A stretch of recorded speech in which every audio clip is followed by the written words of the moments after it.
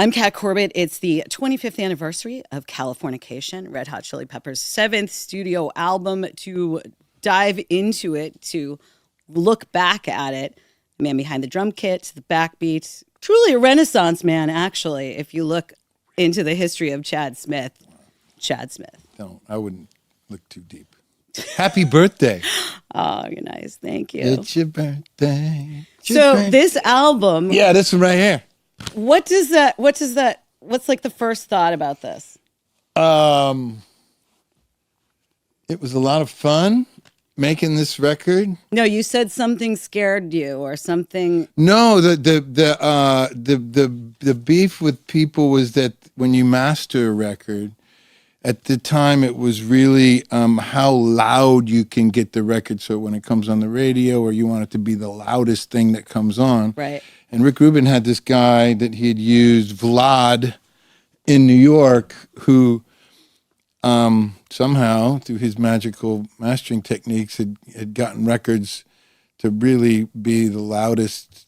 That was we were just, into being loud, or at least musically, sonically. And when you push the sonic EQs and all that stuff, some distortion comes into play. Right. And so that was, I remember when it came out, there was people like, record's distorted and it's this and it's that. And I think there was some stuff that was like a little too hot, so to speak. So that, and I'm sure it got remastered at some point. So maybe it's not so hot. But at the time, there was some scuttlebutt about the audiophiles were getting upset about it. This was the third time that you worked with Rubin, right? You did Blood Sugar. Yeah.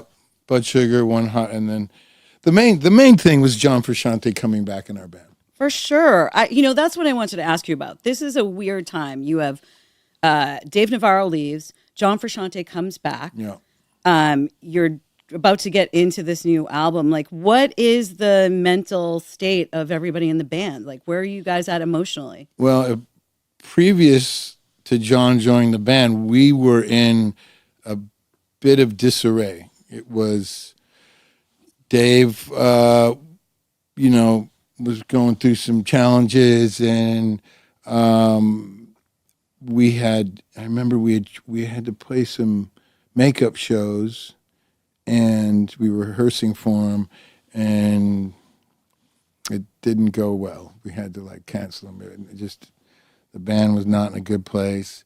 And then I think right around in 97, then our longtime manager, Lindy Getz, decided to call it quits. He's like, I've had enough. And from the beginning, he was the manager from the beginning. Everything is falling apart. It was literally the only time, Kat, that I can say in the history of my 35 years in the band that I was like, this might be it. This might be the end of the Chili Peppers. That's heavy. Yeah. Because it was just like, it was very disjointed, and we weren't together, and a lot of things were happening that weren't healthy. So a few months go by, and Flea calls me and says, you want to come over and watch a Laker game in my house? And I said, yeah, sure, which wasn't a normal thing, but sure, okay, yeah, great, I'll come over, hang out.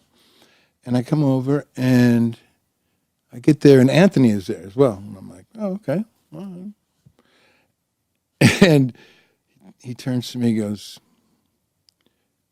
what do you think about John Frusciante coming back in the band? I'm like, what? Because that was not on my radar. At least I hadn't seen him, and when the last time I did, he was definitely not great. Not great. And I hadn't heard anything about him for months. And Anthony was like, yeah, I just saw John, and he's doing really good now. And I brought him a guitar, and I was like, because when John left, it was a tough time for him. He was, I think a bit disillusioned about music, or maybe not music, but his part in the Chili Peppers had gotten really popular. but this was 5 years ago when he had left. So I'm like, are you guys good? And he's like, yeah, everything's good, and he really wants to play in the band again, and I was like, okay, yeah. So I think about a week later, we got into Flea's little garage. We were a garage band. We still are, and we just started playing. And it was like, it's so nice when you get these second chances or third chances, but at that time, second chance of like, you really appreciate like the chemistry is so important with a team or a band, and especially like ours. And it was like, oh man, this is like so easy, and the songs and the music started coming really quickly, and it was fun again, and he was in a great place, and yeah, that's when I think back 25 years ago, I think of like it was a kind of a new, like a rebirth in some sort of way, and how grateful, and that we didn't take for granted how for whatever reason, these four guys who are very different people found each other and make this kind of music that we do. And yeah, it took him a little bit to kind of get up to speed, I remember, because he hadn't really been playing very much. And that's so weird to think John Frusciante just I know, didn't because play. he plays now like probably 5 hours a day. Right. But, this is a long time ago. Yeah. And he was, going through some stuff. Right. And he just was playing very simple. He was playing great, but like John can like rip like Jimi Hendrix. But like at that time, he was just kind of recharging back into life and music and the stuff that he loves and us, and it was very supportive. Like we were just all kind of wanted it to happen, and yeah, we would just go over to Flea's house, sit in the garage. He had this big dog that used to hang around, and his daughter was very young at the time, and it was just all just like back to like four guys in a room and just making music. And so but we were dedicated. We every day would show up for whatever 3-4 hours and write and just jam and play covers and whatever it was, just to get into that flow again of the four guys making music. And so we started writing songs pretty quick. I love that. There's something, of course, I'm diving into the Wikipedia because I always like to check out if stuff is real or if it's some jackass got in there and started messing with your stuff. Can you do that? Yes, you can. Really? Yes. Oh, why did I tell you that? No. Okay, good. Yeah, I'm going to go in there. Chad Smith signature. Go in my Wikipedia. No, there's a section that talks about before the album's recorded and when you guys, like, you hadn't formulated really anything about the thought of introducing electronic elements into the album, like kind of getting like it was saying that something about U2 was doing a lot of this stuff on the things that they had in the 90s on their albums, like Zeropa and Discotheque and all that. And there was a moment where you guys contemplated doing more, putting electronic elements in the band. Now, I don't know if you remember that, and if you do or you don't, but like what, as a drummer, what does that do for you? Because I feel like are you fan of electronic drum beats? Do you mind? I do. I mean, we all love electronic music, and John is a real big electronic music lover. So, but I don't remember that being a thing. Like, and we never like what's somebody else doing, or you two, or to your reference. But like, I don't remember that being an element that was bandied around about putting that into our music. And obviously there's not, on the record, there's not really any electronic sort of songs or things that influence. Everything's an influence to us. Right. So, yeah, I don't know about your Wikipedia. Screw you, Wikipedia. It's not mine. It's yours, man. Like, you get your people on. Nothing to do with that.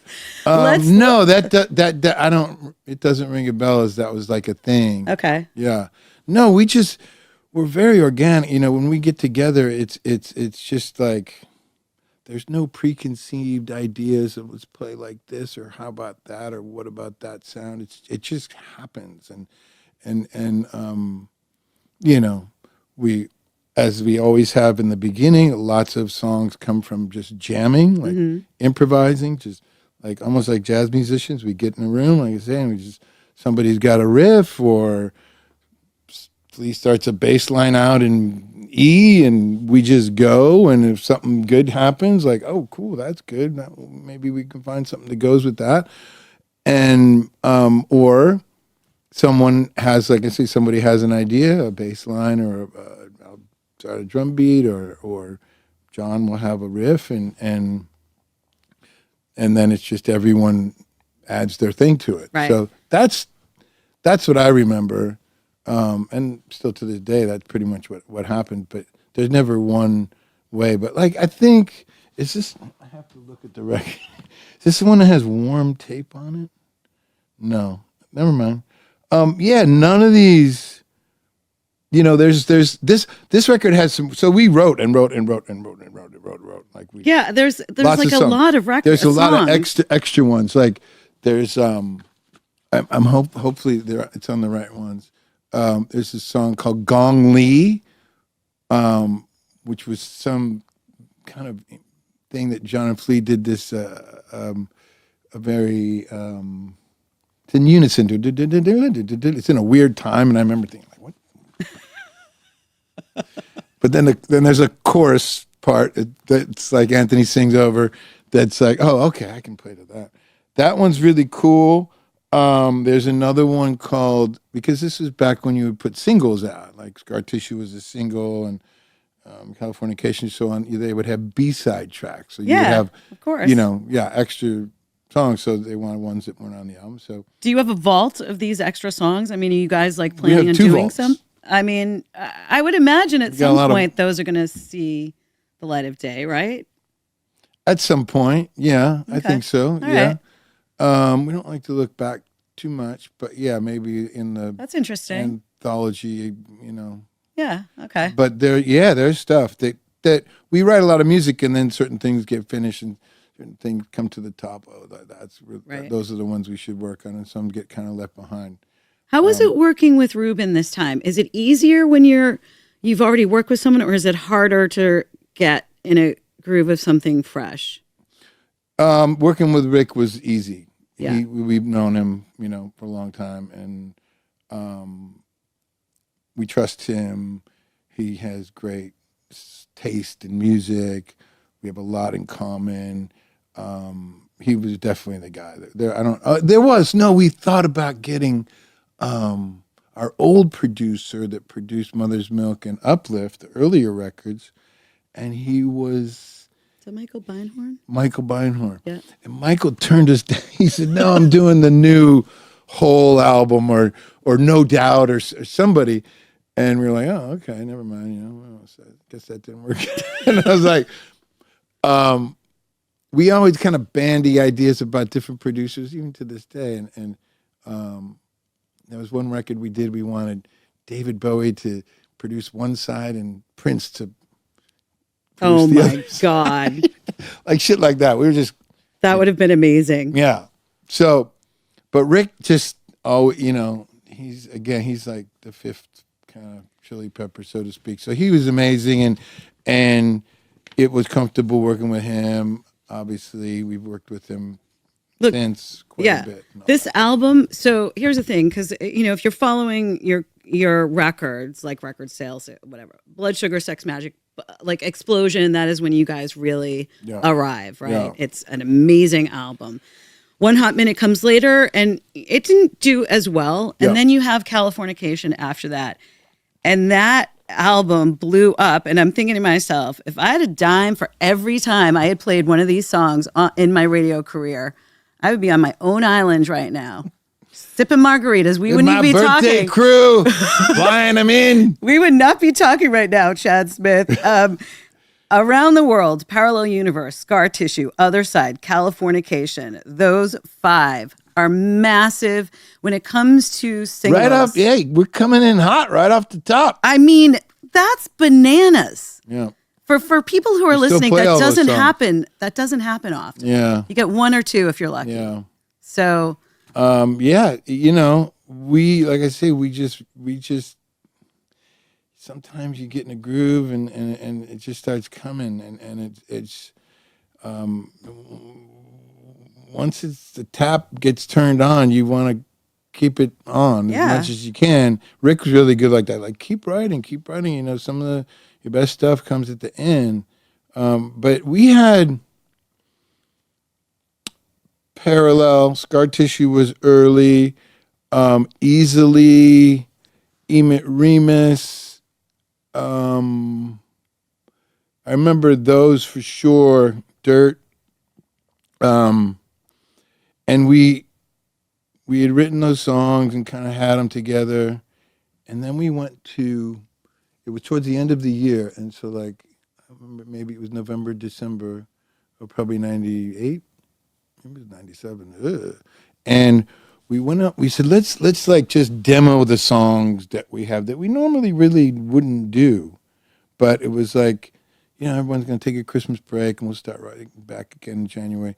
So let's just see where we're at and like record these songs. So we went up to this place in Oxnard called Teatro, which is a studio. Lots of records have been done there. I think maybe Daniel Lenoir has something to do with the place, he owns it or is part of it.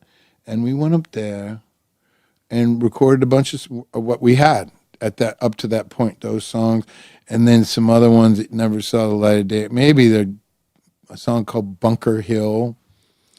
And I remember we had Californication, and Anthony had the lyrics and a melody to that song.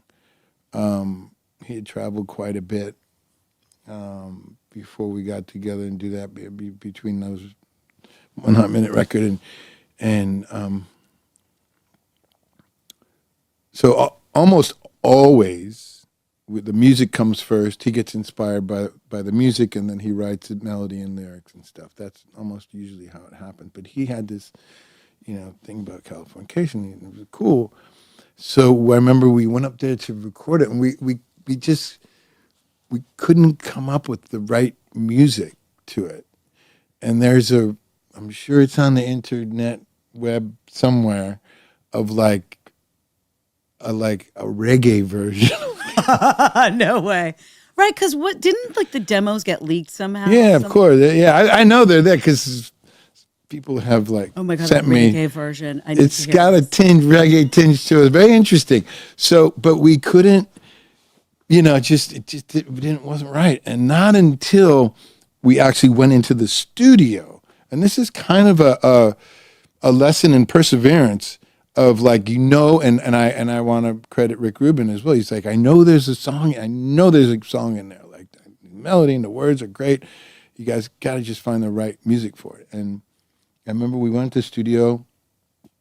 I don't know if it was the first day or whatever. It was like, and I think maybe we had tried what we had to that point wasn't working. And John went home. Maybe the next day he came back and he just played the very simple chords that you hear today. It's really, and it was like, that's it, you know. And that's like, so it's one of our most popular songs ever. And it's like, you just never know. So it's like, sometimes it comes easy, sometimes it doesn't. Right? Exactly, and you have to, yeah. And I credit, you know, Rick and thank God John to like stick with it and figure it out. So I remember that. But all those other songs, like we recorded, and then we played some shows. We went to like. Oh wait, I have listen. I have the list of stuff you did. We tried to pick like all the places that have the best, like, you know. Well, you did a couple of interesting, you know, meth things. towns. It was the meth town tour, like Stockton. So they wouldn't remember if it sucked. I remember my friend was a photographer, came to shoot us, and his car got broken into. One of those. So where was it? There was some promotion that you did around